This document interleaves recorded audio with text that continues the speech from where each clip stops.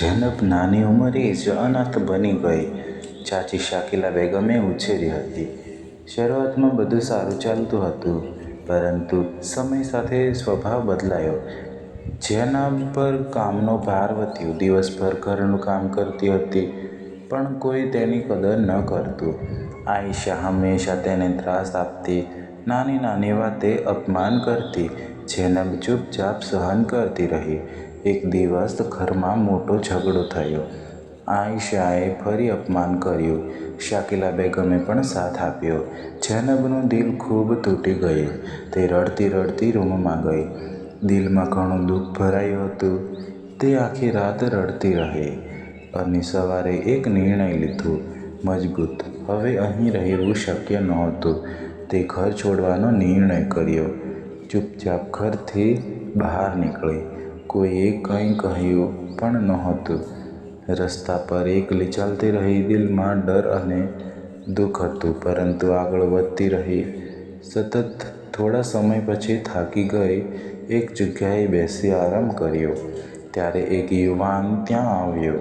તેના કપડાં બહુ જૂના લાગતા હતા. દેખાવથી ગરીબ ભિખારી લાગતો હતો.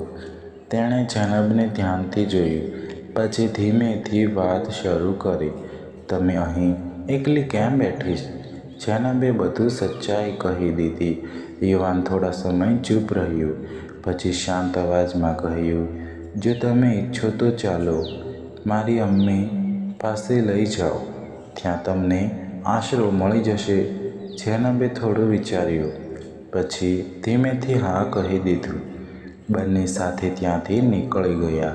થોડા સમય પછી ઘરમાં ખુશી આવી. આયશાના લગ્ન નક્કી થઈ ગયા. ઘરમાં તૈયારીઓ શરૂ થઈ ગઈ. શાકિલા બેગમ ખૂબ ખુશ હતી.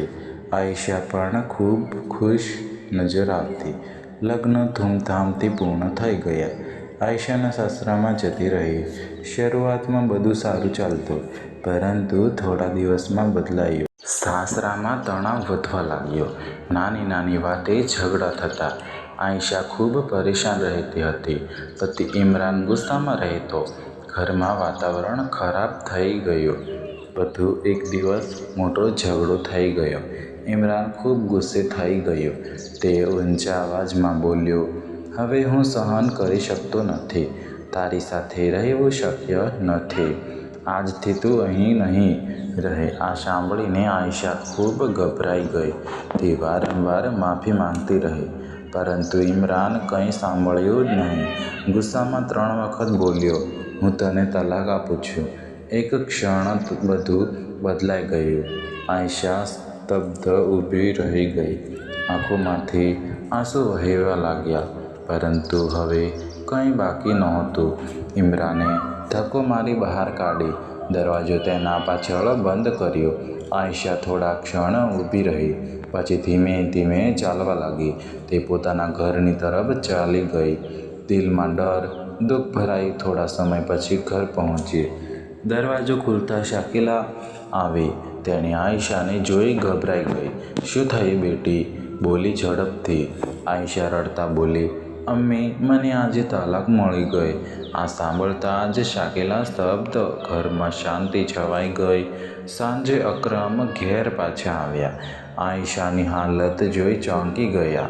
ધીમેથી પૂછ્યું, શું થયું બેટી? આયશા રડતા બધું કહી દીધું. અકરમ થોડા ક્ષણ ચૂપ રહ્યા. ચહેરા પર ચિંતા સ્પષ્ટ દેખાઈ. શાકિલા બેગમ પણ ચૂપ બેઠી. દિલમાં પહેલીવાર પસ્તાવો આવ્યો. સવારે ઘરનું વાતાવરણ ભારે હતું.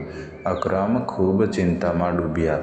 આ આઘાત સહન કરી શક્યા નહીં. અચાનક છાતી પકડી તડપી ઉઠ્યા. આયશા અને શાકિલા દોડી આવ્યા, પરંતુ તે કંઈ બોલી શક્યા નહીં. થોડા જ ક્ષણમાં તેઓ મૃત્યુ પામ્યા. ઘરમાં રડવાનો અવાજ ગુંજ્યો. ગામવાળા ધીમે ધીમે આવ્યા. ઘર લોકોથી ભરાઈ ગયું. દરેક તરફ શાંતિ અને દુઃખ. લોકો દુઆ કરતા ઊભા રહ્યા. થોડા સમય પછી દફનાવી દીધા. ઘર એકદમ સૂનું થઈ ગયું. દિવસો ધીમે ધીમે પસાર થયા. ઘરમાં કોઈ કમાવનાર રહ્યું નહોતી. મજબૂરીમાં દુકાન વેચી નાખી.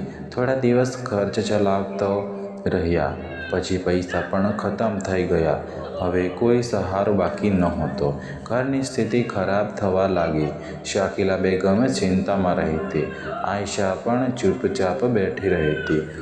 એક દિવસ શાકિલાએ કહ્યું, ધીમે ધીમે અમારી મોટી ભૂલ થઈ ગઈ અને ઝેનબ સાથે સારું ન કર્યું.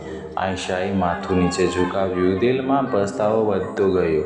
ગામવાળાએ પણ સાથ છોડી દીધો. કોઈ નજીક આવવા તૈયાર નહોતું. બધાને જૂની ઘટના યાદ હતી. આ બધું કર્મોનું પરિણામ હતું. પરિસ્થિતિ ખૂબ ખરાબ બની ગઈ. ખાવા માટે પણ તરસવું પડ્યું. બંને રસ્તા પર બેસી ગઈ. મજબૂરીમાં ભીખ માંગવી શરૂ કરી. થોડા સમય પછી ઝેનબ નવી જિંદગી ખુશીથી જીવતી હતી. તે શહેજાદા તેનું ધ્યાન રાખતો હતો. ઘરમાં ખુશીનું વાતાવરણ હતું. એક દિવસ બંને બહાર નીકળ્યા. શહેર ફરવા ગાડીમાં બેઠા. રસ્તા પર આગળ વધતા રહ્યા અને અચાનક ઝેનબની નજર અટકી ગઈ. ફૂટપાથ પર બે સ્ત્રીઓ બેઠી, જૂના કપડાં અને વાટકી હાથમાં. બંને ભીખ માંગતી બેઠી હતી. ઝેનબ તેમને ઓળખી ગઈ. તરત તે શાકિલા અને આયશા હતી. ઝેનબ ધીમે તેમની પાસે ગઈ. શાકિલાએ ઉપર નજર ઉઠાવી. પહેલાં તેને ઓળખી શકી નહીં. પછી અચાનક ચોંકી ગઈ હતી.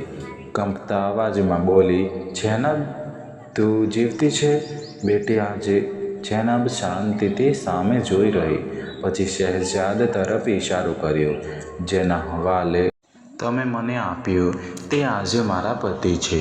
આ સાંભળતા શકીલા રડી પડી. કંપતા અવાજમાં માફી માંગવા લાગી. બેટી, અમને માફ કરી. અમારી ખૂબ મોટી ભૂલ થઈ. આયશા પણ શરમથી માથું ઝુકાવ્યું.